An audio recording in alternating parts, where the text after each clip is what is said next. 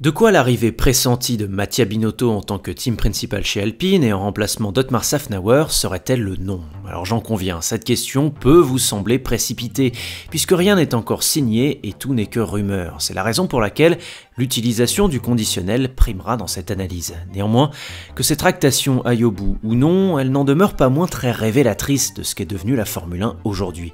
Pour le comprendre, nous allons déterminer pourquoi l'option Binotto semble intéressante pour Alpine et surtout ce que ce retour présumé induirait pour l'écurie française comme pour d'autres acteurs du paddock. Mais avant de nous aventurer dans le chemin risqué de la conjecture, je me permets, une fois n'est pas coutume, d'en appeler à votre aide, à l'heure où 63% d'entre vous regardez régulièrement mes vidéos sans être abonnés à la chaîne. Alors pour les viewers qui seraient ouverts à l'idée, n'oubliez jamais que l'abonnement est la meilleure façon de m'aider à continuer cette belle aventure. Alors si vous aimez ce que je fais, eh bien bouton rouge, voire clochette feront mon bonheur. Allez, trêve de mendicité.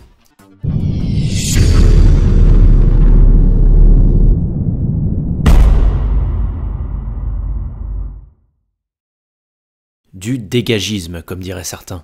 La restructuration de la marque Alpine, voulue par le PDG de Renault, Luca Di Meo, et qui implique une séparation nette entre les branches commerciales et sportives du constructeur premium, n'aura donc épargné personne. Le mantra de Laurent Rossi, qui martelait vouloir gagner le dimanche puis vendre le lundi, n'est plus à l'ordre du jour. En sa nouvelle qualité de PDG, l'ancien directeur de l'ingénierie chez Ferrari, Philippe Krief, est chargé d'accélérer l'électrification de la marque. Et en tant que nouveau directeur de la compétition, Bruno Famin, de son côté, doit développer la compétitivité sportive des Bleus, quel que soit le front. En F1, les premières victimes de cette révolution de palais s'appellent Enstone, l'entité aéro-anglo-saxonne de l'écurie, Otmar Szafnauer, le team principal, ou encore Alan Perman, l'éternel directeur sportif. Bref, du fameux L-Plan scandé depuis 2021 par l'ensemble de l'écurie comme un hymne qui ne fédère pas, ne reste plus rien. Dès lors, qui pour faire renaître un semblant de projet de ses cendres?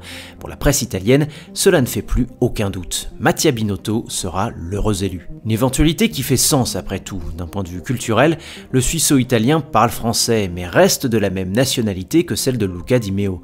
D'un point de vue professionnel, il dispose d'une expérience de près de 30 ans au sein d'une écurie de pointe, Ferrari pour ne pas la nommer. Et d'un point de vue technique, il peut aider le département de Viry-Châtillon à combler l'un des plus gros déficits de l'écurie française à l'heure actuelle, la puissance moteur. S'il est d'ailleurs bien quelque chose que l'on ne peut pas reprocher au mandat Binotto entre 2019 et 2022, c'est d'avoir brillamment redressé la performance du V6 hybride Ferrari après le naufrage de 2020, d'abord en nommant le trio de choc Gualtieri, Cardile, Montecchi à la tête de l'ingénierie, et ensuite en coordonnant de brillantes synergies entre le département châssis et celui du moteur, pour finalement prendre le virage réglementaire de 2022 à la corde. Mais malgré toutes ces cases cochées, il n'en reste pas moins que la piste Binotto a de quoi faire froncer les sourcils quand on a connu le manque de poigne managériale, les errements médiatiques ou encore la gestion douteuse de pilotes sous sa coupe auquel le suisseau-italien nous a habitués durant 4 ans. Par conséquent, s'imposer comme chef d'orchestre en tentant notamment de mettre au diapason 2 usines séparées par la Manche qui ne se comprennent pas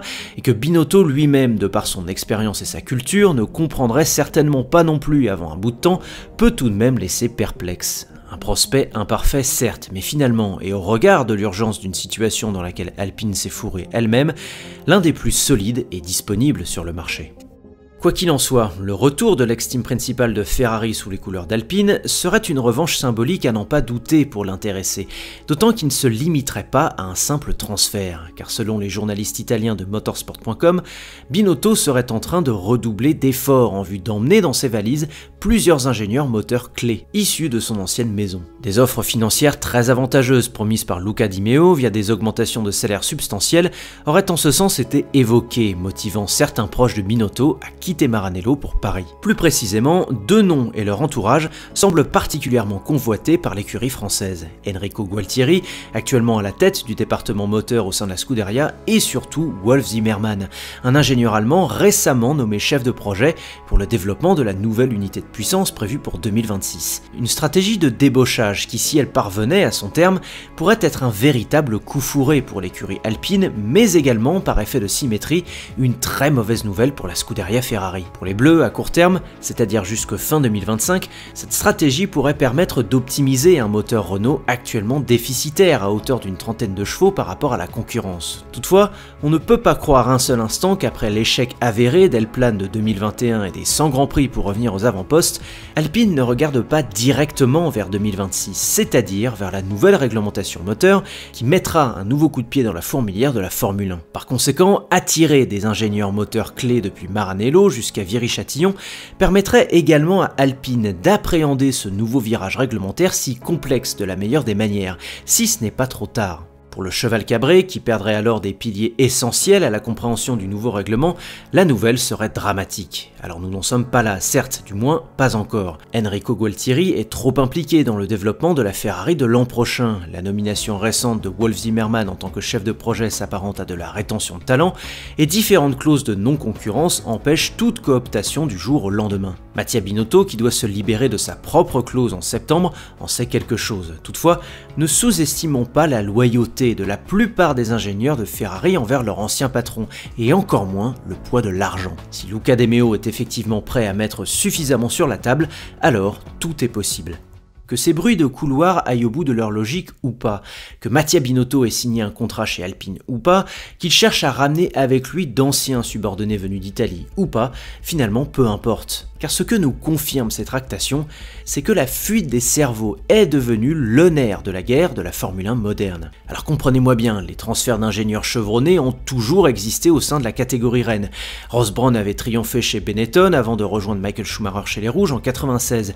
Adrian Newey s'était entiché de Williams puis de McLaren avant de rejoindre Red Bull en 2007. Et l'écurie Mercedes a pu s'offrir un certain James Allison après quelques années passées chez Larousse, Renault ou encore Ferrari. En revanche, ce qui est sûr, c'est que cet exode n'a jamais été aussi intensif qu'aujourd'hui. Pourquoi ?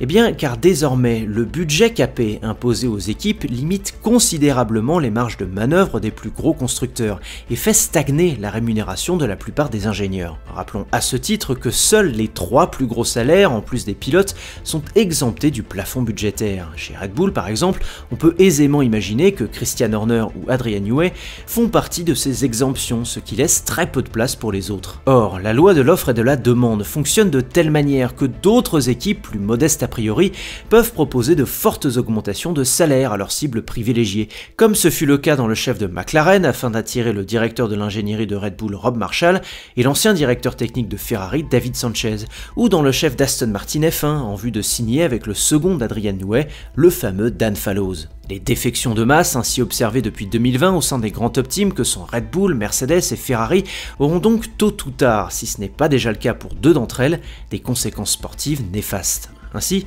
de quoi l'arrivée pressentie de Mattia Binotto et consorts chez Alpine serait-elle le nom ? Eh bien peut-être le nom d'un nouveau coup de boutoir porté aux grandes équipes. Merci d'avoir écouté ce podcast, je vous laisse me partager vos réactions en commentaire de la vidéo et me dire si Binotto serait une bonne option pour Alpine. Si l'analyse vous a plu, n'hésitez pas à me rétribuer d'un petit like, d'un partage, d'un abonnement et d'une activation de la clochette, ça fait toujours plaisir. A bientôt pour le prochain podcast, allez, ciao!